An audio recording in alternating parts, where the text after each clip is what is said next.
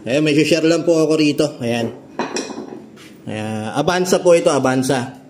So, nag-change oil kami. Gumamit kami ng yung Nova Prime. Yung Ultra. Plus Ultra. Ayan. Pang gasolina yan eh. Yung nakaraan, ginamit natin sa Altis, yung video, napansin ninyo, yung magnetar yun. Ito. Ayan. Marumi na kasi nalagyan ng use oil. Pwedeng, ano yan, pwedeng diesel, pwedeng gas. So ito, pang gasolina lang talaga, di pwede sa diesel. So, isi-share ko lang sa inyo yan. Kung mapapansin ninyo, yung mga Avanza, kung bakit may mga takip dyan. Yung iba, magaganda pa yung pagkakayari nila, ano pa ng fiberglass. Tapos yung iba, magpasadya pa talaga. So, may issue po kasi yung Avanza na pag umuulan o natutuluan o lumalakas yung ulan o may bagyo o anuman, pag dito dumaan, sumasakto dito sa air filter. Yan. Ngayon, pag pumasok dyan sa air filter, pag start nyo, hihigop yan, magkakaroon ng compression dun sa engine, higop yan, papunta yan sa intake, papunta rin sa piston natin. Pag nakihigop ng tubig yan, nandyan na yung kumakatok makina. Bumabaluktot yung conrad o connecting rod. Nasisira yung piston, bumabaluktot yung valvula. So, hindi kasi dapat yan nakakahigop ng tubig o walang pumapasok na tubig dyan sa chamber niya. So, kaya, kung mapapansin nyo sa mga owner na mga Avanza, may makikita kayo nito, takip. Yan, mayroon akong reels nito, nag-viral yun, million views yun. Ang daming, sabi ko, lagyan ng takip para sa mga naka-Avanza. Lagyan nyo ng takip yan dyan. Sabi, ang daming against yun. Wag, bakit lalagyan? Ganun. So, may mga comment doon na yung mga naka-encounter na, nababaan na ng makina, sila na yung naglalagay ng takip. Yung mga hindi, naka-encounter, sila hindi pa naglalagay ng takip. So, siguro may makabubong yung sakyan nila. So, tapos yung ibang comment doon, nagalit, bakit daw lalagyan? Yan daw yung design. Yung ibang nag-comment doon, mga wala namang Avanza. Naalala ko, may nagtatalo doon, nag-away sa comment section sabi nung bios naman yung sakyan mo, nakikipag nandito ka sa Avanza na usapan, parang ganun.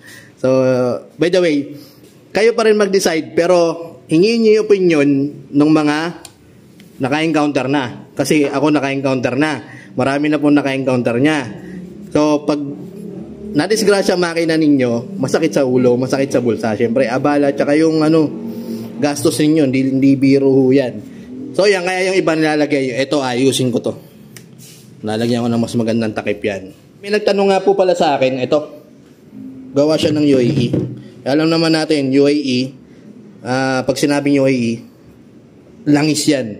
May tanong din, 5W30, ayan.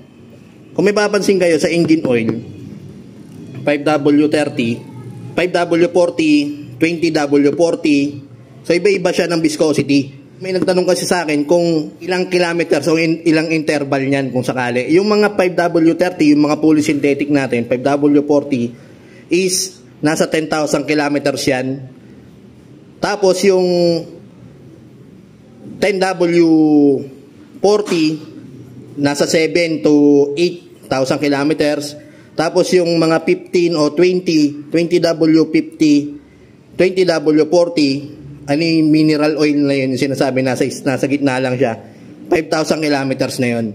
Pagpapalit po ng engine oil natin yan, yung viscosity niyan, di ba, halimbawa ito, 5W30, every 10,000 kilometers, mas mainam po, mas maaga, gawin yung 9,000, o lahat po ng engine oil naman, tingnan nyo, mas maaga, mas mabilis. Kasi yung iba-iba, yung iba nga 6 months, every 6 months, nagpapalit sila kahit 5W30. Kasi yung engine oil po natin, yan yung buhay ng makina. Pag walang engine oil, walang lubricant, ang engine na yan, katok ang makina yan. Pag kumatok ang makina, alam na. So, malaking gastos, abala, dahil lang dito. So, mura lang naman yan, no? Kagaya nito, Nova Prime, nasa comment section yung link po niyan kung gusto niyo mag-avail. Ayan. Ulitin ko lang, para sa mga naka-Avanza lang to. At yung takip na yan, para sa mga naka-Avanza lang. Yung, pag hindi Avanza po yung ano ninyo, wala yung problema. Pero may nag-comment doon, Wigo din daw, issue na lang daw. Pa-comment nyo na lang po kung may issue din talagang Wigo.